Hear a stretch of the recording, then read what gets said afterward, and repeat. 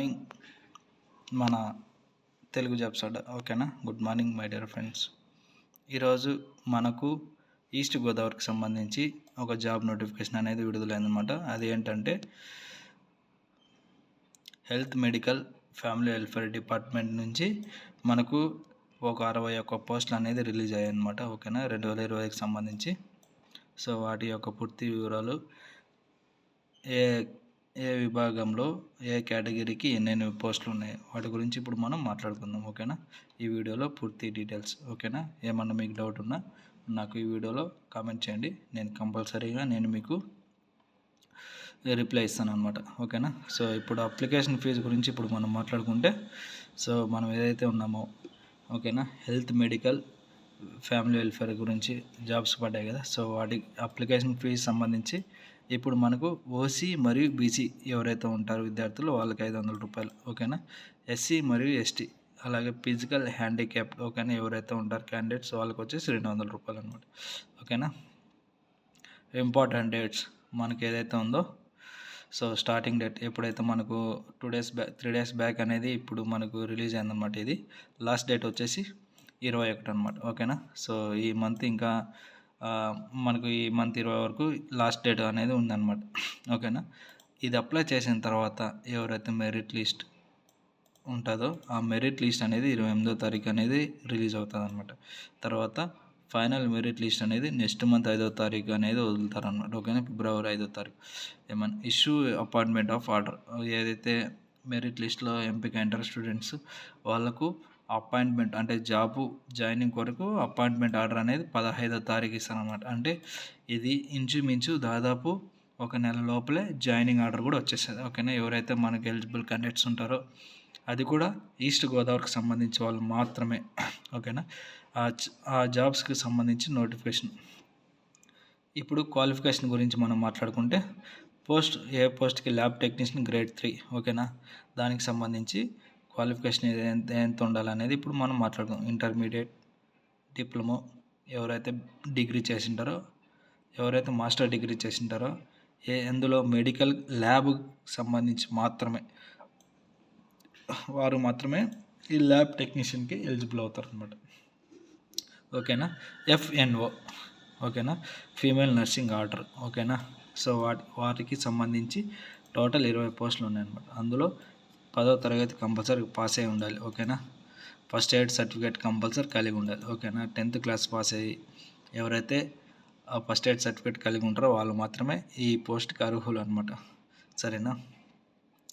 Stationery attender cum watchman. ఓకేనా. SAW shortcut. Stationery attender cum watchman. ఓకేనా. వాటికి సంబంధించి 38 పోస్టులు అనేది మనకి రిలీజ్ చేయడం జరిగింది. దానికి 10వ తరగతి కంపల్సరీగా పాస్ అయి ఉండాలి. ఓకేనా. వీటికి సంబంధించి జాబ్స్ అప్లికేషన్ ఫామ్ నేను ఈ వీడియోలో మీకు చూపించడం, అలాగే దీనికి సంబంధించి లింక్ కూడా నేను ప్రొవైడ్ చేయడం జరుగుతుంది. ఓకేనా. సో చూసారు కదా. District medical health officer, east Godavari district recruitment. ఓకేనా. సో ఈ అప్లికేషన్ ఫామ్ అనేది ఈ విధంగా ఉంటుంది. ఓకేనా.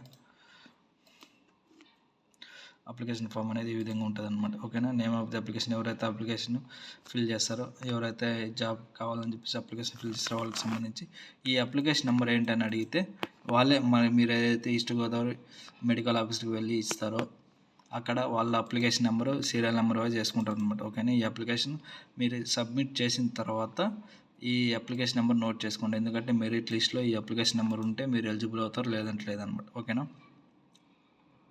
ఇంకా మామూలే ఇవన్నీ మీకు తెలిసి ఉంటుంది. పేరు, ఫాదర్ నేము, మీరైతే మేల్ అయితే మేల్, ఫీమేల్ అయితే female, date of birth compulsory. ఓకేనా. అలాగే మీరు ఏ రిలీజియన్కి సంబంధించి. ఓకేనా. సో అది కూడా క్యాస్ట్ సర్టిఫికేట్ కూడా కంపల్సరీ. ఓకేనా. SC ST BC వాళ్ళకి గుర్తుపెట్టుకోండి. ఓకేనా. ఏజ్ మీకు ఎంత ఏజ్, ఒకవేళ SC ST అభ్యర్థులు అయితే వాళ్ళకి ఒక 5 నుంచి 10 సంవత్సరాల వరకు ఉంటుంది అనమాట. ఓకేనా. తర్వాత 4 నుంచి 10వ తరగతి వరకు మీరు ఏ స్కూల్లో చదివారు. ఓకేనా. వాటికి సంబంధించి year of passing study certificate compulsory అనేది అడుగుతారు అనమాట. ఇది కూడా మీరు తీసుకెళ్ళండి. సరేనా, దగ్గరుండి. తర్వాత వచ్చేసి academic year 10th class, intermediate, technical qualification, degree. ఓకేనా. సో వీటికి సంబంధించి ఇదన్నమాట. ఓకేనా. తర్వాత వచ్చేసి అడ్రస్ కమ్యూనికేషన్, మీ అడ్రస్ ఓకేనా, మీ హౌస్ నెంబర్ కంపల్సరీ ఇక్కడ ఎంటర్ చేయాలన్నమాట, లేదంటే మిస్ అవుతుంది. మీరు ఈ అన్నీ కరెక్ట్ ఫిల్ చేసి ఈ అడ్రస్ మిస్ చేశారనుకోండి, మీ జాబ్ కూడా కంపల్సరీ మిస్ అవుతుంది. సరేనా. మొబైల్ నెంబర్, ఈమెయిల్ ఐడి ఓకేనా, కంపల్సరీ మనకు ఇవి రెండు ఇంపార్టెంట్ అనమాట. అలాగే మన ఇంటి నెంబర్, మన విలేజ్ అడ్రస్, ఎందుకంటే మనకు పోస్ట్ ద్వారా జాయినింగ్ ఆర్డర్ అనేది పంపిస్తారు ఓకేనా. అలాగే మొబైల్ నెంబర్ ద్వారా మెయిల్ కూడా పెట్టి పంపిస్తారు ఓకేనా. ఇదన్నమాట అప్లికేషన్, సరేనా. అలాగే వచ్చేసి చెక్ లిస్ట్ వెరిఫికేషన్ కోసం వెళ్ళేటప్పుడు చెక్ లిస్ట్ అనేది ఇవన్నీ కంపల్సరీ చూసుకోండి. 10th మార్క్స్ కార్డు ఉండాలి, ఇంటర్మీడియట్ మార్క్స్ కార్డు ఉండాలి ఓకేనా. Technical qualification, degree, post graduate వాళ్ళకి సంబంధించి ల్యాబ్ టెక్నీషియన్ క్వాలిఫికేషన్ సర్టిఫికేట్ కూడా ఉండాలి ఓకేనా. అప్రెంటిషిప్ చేసింటే అప్రెంటిషిప్ సర్టిఫికేట్ కూడా తీసుకెళ్ళండి, ఎందుకంటే ఇప్పుడు ఉన్న జాబ్స్ అన్నిటికీ ముందు కొన్నింటికి మాత్రమే అప్రెంటిషిప్ చేసిన వారికి మాత్రమే ఎలిజిబుల్ అవుతున్నారు. అలాగే ఇంకొక విషయం చెప్పడం మర్చిపోయినా, ఎవరైతే కోవిడ్లో చేసింటారో వాళ్ళు కూడా ఎలిజిబుల్ అవుతారు ఓకేనా. చూడండి, ఏపీఎంసీఐ, ఏపీఎన్ఎంసీ, ఏపీపీఎం బోర్డ్ రిజిస్ట్రేషన్ ఎవరైతే సర్టిఫికేట్ కలిగి ఉంటారో వాళ్ళు మాత్రమే అర్హులు అనమాట ఓకేనా.